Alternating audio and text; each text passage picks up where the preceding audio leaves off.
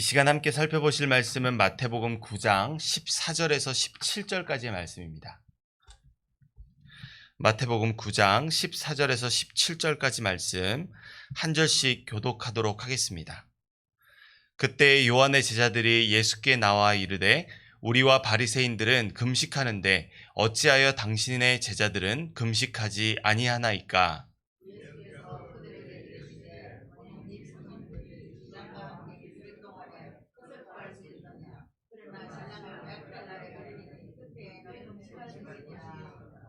생배 조각을 낡은 옷에 붙이는 자가 없나니 이는 기운 것이 그 옷을 당기어 헤어짐이 더하게 됨이요.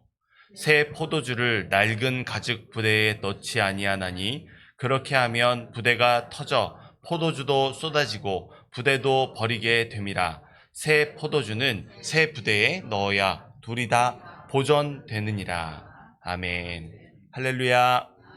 오늘도 우리를 진리의 말씀으로 새롭게 하시는 하나님 앞에서 기도하며 하루를 여시는 모든 성도 여러분들 가운데 하늘의 풍성한 은혜와 의의 길로 인도하시는 은총이 함께 하시기를 소원합니다.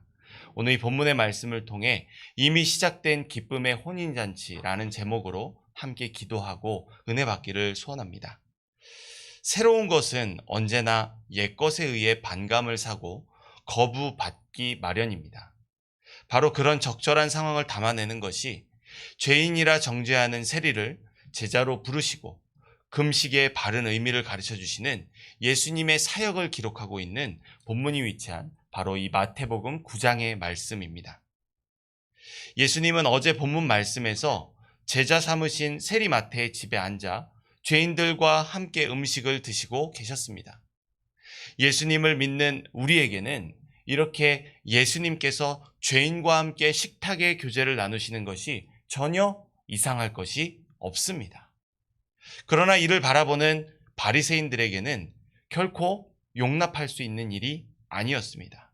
왜냐하면 바리새인을 포함한 유대 종교 지도자들이 죄인이라 정죄한 세리와 다른 죄인들과 함께 예수님이 음식을 잡숫고 계시기 때문입니다. 바리새인들의 눈에는 예수님이 본문에도 나와 있는 것처럼 선생, 즉 유대인들에게 율법을 가르치는 랍비처럼 보입니다. 그렇다면 예수님은 자신들과 같은, 다시 말해서 유대 종교 지도자들과 같은 의인이기 때문에 자신들이 정한 장로들의 유전이라는 법을 따라서 죄인으로 정죄된 세리와 및 죄인들과 함께 음식을 먹을 수 없는 것입니다. 하지만 이는 성경 어디에도 기록되어 있는 법이 아닙니다. 하나님도 아닌 기껏 해봐야 유대 종교 지도자들이 자신들이 정한 법을 내세워 하나님을 사랑하듯 그들의 이웃을 사랑할 것을 명령하신 하나님의 말씀을 어기고 그들의 이웃을 죄인으로 정죄하고 있는 것입니다.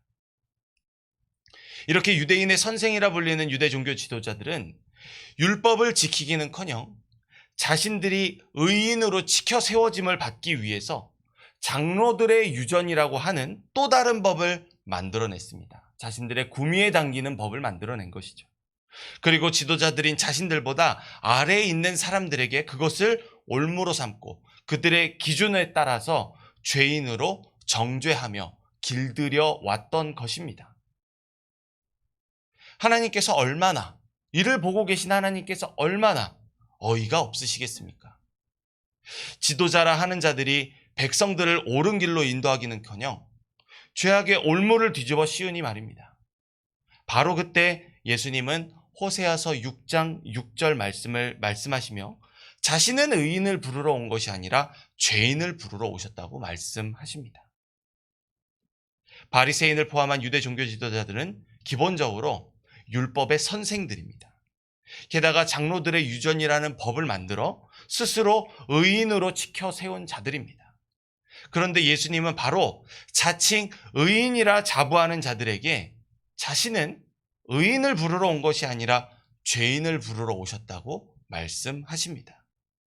이는 자칭 의인이라며 스스로를 높이는 종교 지도자들에게 그들은 의인이 아니며 회개의 세례를 베풀던 세례 요한이 말하던 것처럼 독사의 자식일 뿐이라는 수치를 드러내는 것입니다.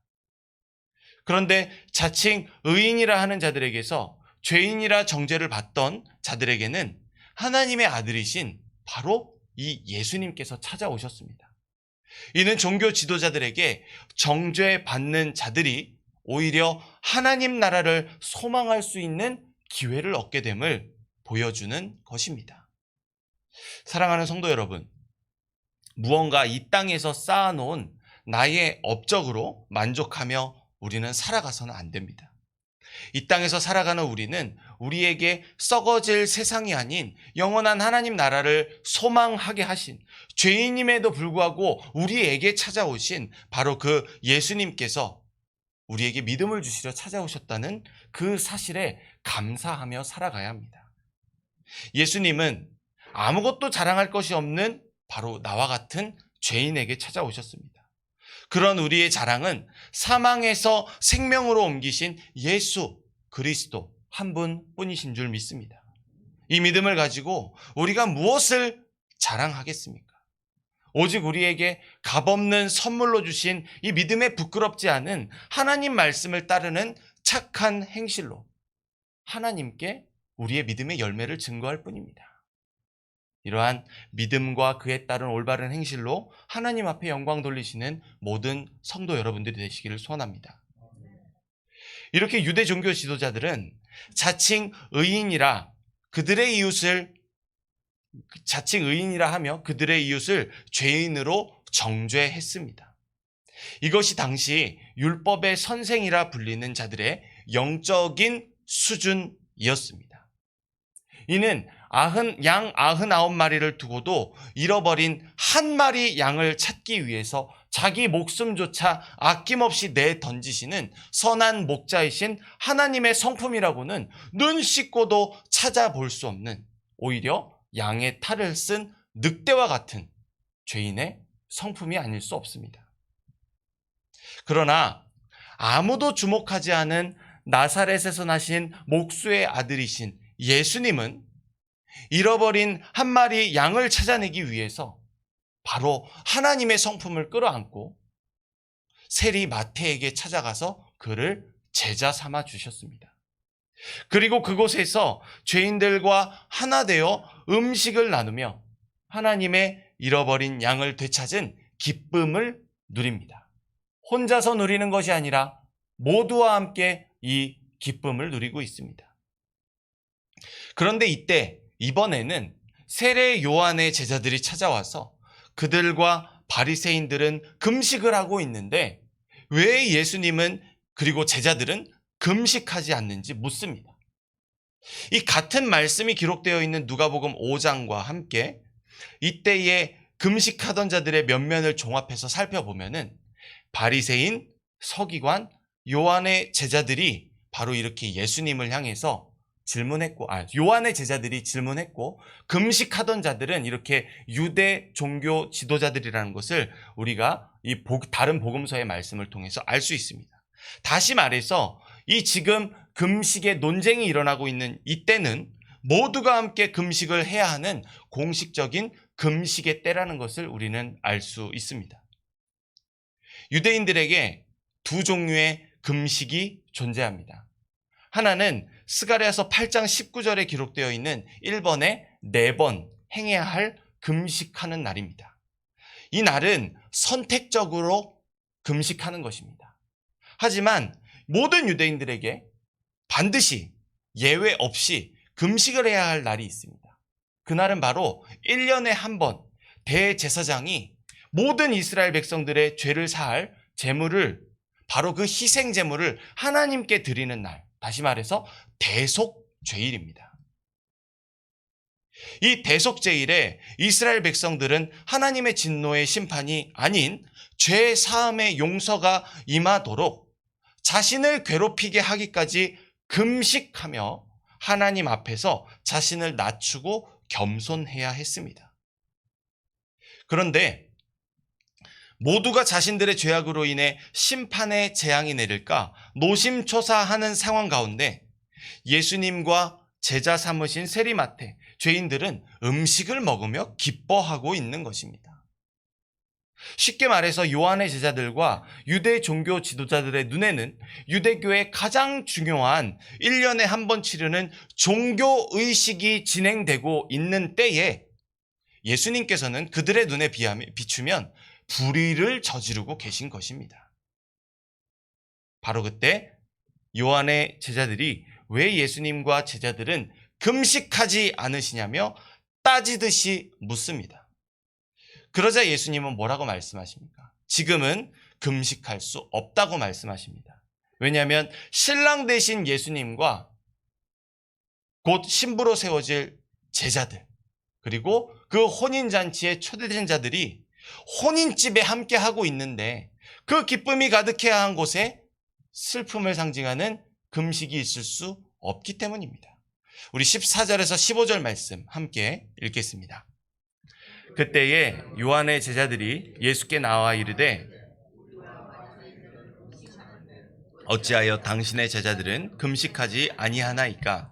예수께서 그들에게 이르시되 혼인집 신랑 손님들이 신랑과 함께 있을 동안에 슬퍼할 수 있느냐? 그러나 신랑을 빼앗길 날이 이르리니 그때에는 금식할 것이니라. 아멘. 유대인들의 금식일에는 누구도 결혼하지 않습니다. 이것은 모든 유대인들이 알고 있는 사실입니다. 때문에 예수님은 지금 당연한 말을 하고 계신 겁니다. 그러나 이 단순한 예수님의 말씀 가운데는 그분의 구원자로서의 정체성이 고스란히 담겨 있습니다. 세례 요한의 제자들이 왜 금식하지 않느냐며 화를 내기까지 하는 이 대속죄일을 대하는 근본적인 자세가 무엇입니까? 대속죄일에 희생 제물을 받으시는 하나님께서 모든 사람들의 죄를 용서해 주실 것을 간절히 기도하는 것입니다.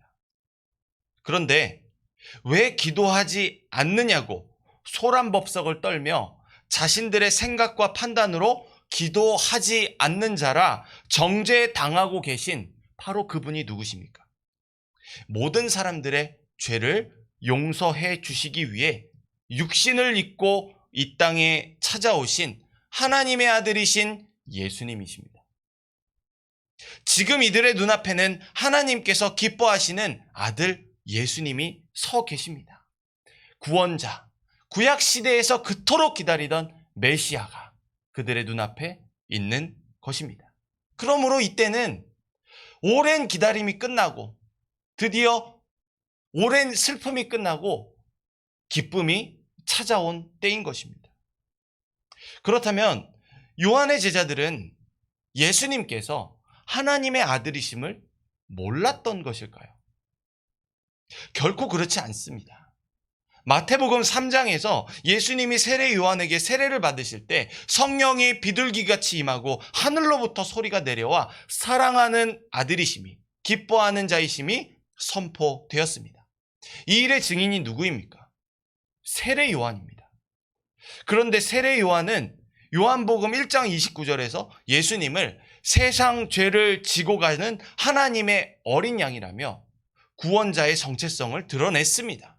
또한 세례 요한은 자신은 쇠하고 예수님은 흥해야 한다고까지 말했습니다.